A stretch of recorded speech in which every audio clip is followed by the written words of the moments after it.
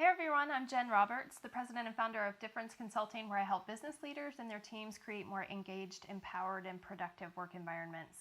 Today I want to talk with you about how you typically communicate with your team and how you form connections with them. So a lot of the leaders that I coach have had some problems recently with miscommunications that have come about as a result of relying too heavily on email. And a lot of times what happens is, people get hundreds of emails per day in their inbox, and it can become really overwhelming and time consuming. And so there's a tendency for leaders to cut their responses short. Sometimes there's not good communication where you'll send a message and you're not even sure if it was received because there's no response. So I really wanted to focus on ways that you could connect with your team and build more effective communication that were better than using just email.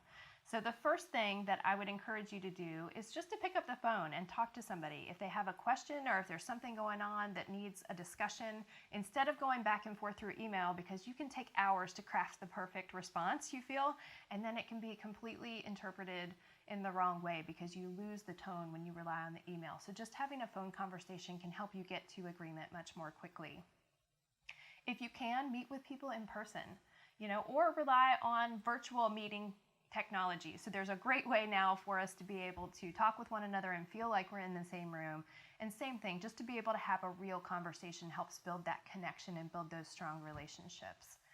The third thing that you can do is make sure that you're having regular one-on-one meetings with your team. And so when they know that they have dedicated time, that they can sit down and talk with you and share concerns, it also gives you a chance to just get to know more about them and be able to leverage their strengths and their talents. So it just builds the connection when they know they have an opportunity to come and speak with you one-on-one.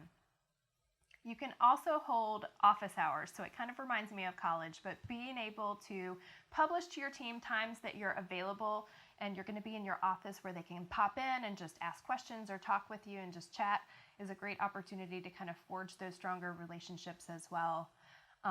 For your whole team, something that's really helpful is to host an off-site meeting. So have a team building activity, go somewhere outside of your regular office environment where you get to build those relationships with people in a different way, do something fun, and just really have a chance to communicate in kind of a more personal and laid back fashion.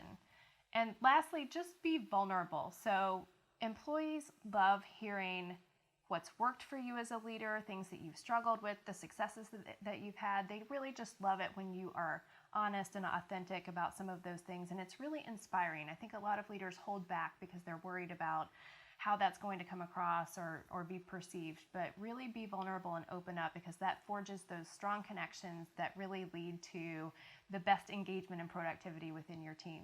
So if you'd like to read the article that I published in Forbes about this topic, look for Email Spells Disaster for Leadership Connection, or schedule a complimentary discovery call with me by visiting differenceconsulting.com.